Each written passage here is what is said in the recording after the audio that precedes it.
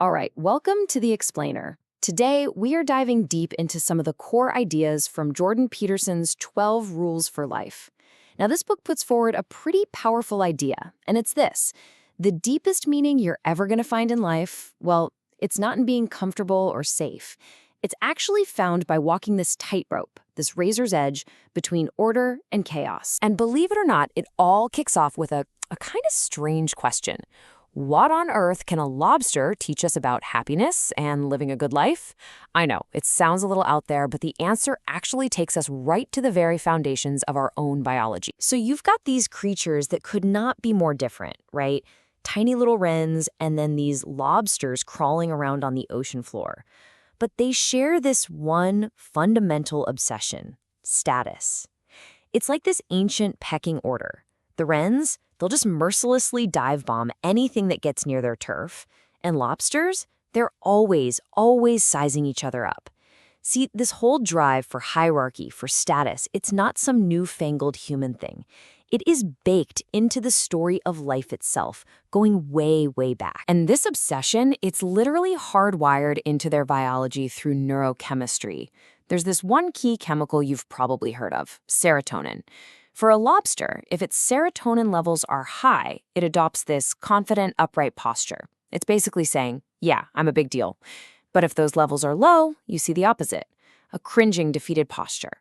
That lobster is way less likely to pick a fight. Okay, but here's the crucial part. This isn't just about lobsters. This whole master control system that keeps track of where you stand in the pecking order, well, it's a super ancient and fundamental part of our brains, too. It's this evolutionary hand-me-down that has a huge say on how we feel and how we act every single day. And what this does is create a really powerful feedback loop. When a lobster wins a fight, its brain chemistry literally changes. It gets a serotonin boost, which makes it more confident, which, you guessed it, makes it more likely to win again. But losing, that does the exact opposite. It creates this downward spiral of defeat. And this very same ancient chemistry is pulling the strings on our own feelings of confidence and happiness. I mean, think about this. This piece of biological hardware, this status detector, is over 350 million years old. That's mind-boggling. It's this ancient foundation for how we experience the world, and it does way more than just track our social standing. It actually helps us navigate the two basic territories of our entire existence. And the book calls these two states order and chaos. Order, well, that's explored territory. It's security, tradition. It's when the world works the way you expect it to. Chaos, on the other hand, that's the unknown, it's freedom, it's possibility, but it's also where new and sometimes scary things emerge. And the thing is, we're always living in one or the other or somewhere in between. So the big question is, where do you find meaning? Well, it's not in pure order. That can turn into rigid tyranny. And it's definitely not in pure chaos. That's just overwhelming and terrifying. No, the path to a meaningful life, or what the book calls proper being, is right on that dividing line between them. It's a concept you see perfectly captured in the ancient Taoist symbol of yin and yang. Yeah, this is really the sweet spot. It's about being balanced, right? Having one foot planted firmly in order and security so you're stable, and the other foot stepping out into chaos, into possibility, growth, and adventure. That's where life feels the most engaging. You're not just surviving anymore, you're actively expanding the map of your own life. And this brings us right back to the lobster and to the first rule: stand up straight with your shoulders back. Now, this is so much more than just posture advice from your grandma. It's a metaphysical statement. It's about choosing to accept the terrible, awesome responsibility of life with your eyes wide open. It's about facing it all. See, your brain and your nervous system respond in a completely different way when you face something voluntarily. A situation that feels like a catastrophe you have to brace for, well, it transforms. It becomes a challenge that you can actually meet. It's the psychological shift from being a victim of fate to being an active, willing participant in your own story. Okay, so how do you actually confront that dragon of chaos in your own life? You know, that big, hairy problem that's been sitting there, unaddressed, making things murky and stagnant?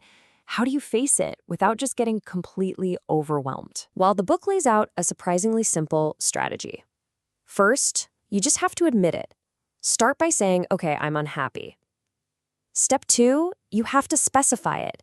You have to articulate exactly what's wrong, and you can't let it degenerate into a complaint about everything. And finally, step 3, you have to state your aim. Define with precision what you want as an alternative. What does better actually look like? And this is so critical because what you aim at literally determines what you see. It's like your brain has a filter. You just can't perceive the solutions or the opportunities if you're not looking for them. But second you set a goal, the second you aim at something better, your perception shifts. Your mind starts to highlight the tools and the paths forward that were invisible before. But here's the real key. Don't try to fix your whole life at once. That's a recipe for failure. Instead, AMLO. Start by asking yourself this very specific question. What's one small thing that I could do, and more importantly, that I would do, to make my life just a tiny bit better? And this is where it gets really powerful. This process works like compound interest, but for your truth and your life. Day 1, you make one tiny little thing better. Day 2, you repeat. Each time, you're building on the last success. And if you keep that up, in a few years, your life can look entirely different. It's a total transformation, built from tiny, honest steps. Think about that. Just a 1% improvement. The power of making things just a tiny bit better every single day. The cumulative effect is, well, it's almost magical. And it all starts with one small, truthful act that you're actually willing to do. And the result of this whole process, well, it creates this amazing virtuous cycle. Your head will literally start to clear up because you stop filling it with all these little lies and evasions. Your day-to-day experience will improve. You'll start to untangle the knots of your past, and you'll become a stronger, less bitter person in the process. Which brings us, kind of poetically, to the final rule we're going to talk about today, Rule 12.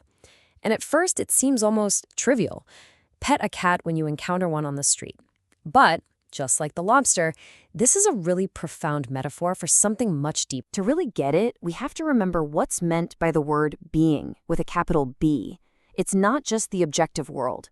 It's the whole world of our human experience, and that absolutely includes the inherent suffering, the limitations, and the vulnerability that come with being alive. So petting a cat is a metaphor. It means finding those little moments of appreciative grace, even when you're right in the middle of the inevitable tragedy and catastrophe of being. It's an instruction to keep your eyes peeled for the good, for the beautiful, however small it might seem, especially when life is hard. And so that leaves us with one final crucial question to think about. When life itself reveals its limitations and its suffering to you, and it will, how are you going to respond? Will you let it make you bitter and resentful? Or will you choose to stand up straight, accept the terrible responsibility of it all, and still look for those moments of grace, even in the darkness?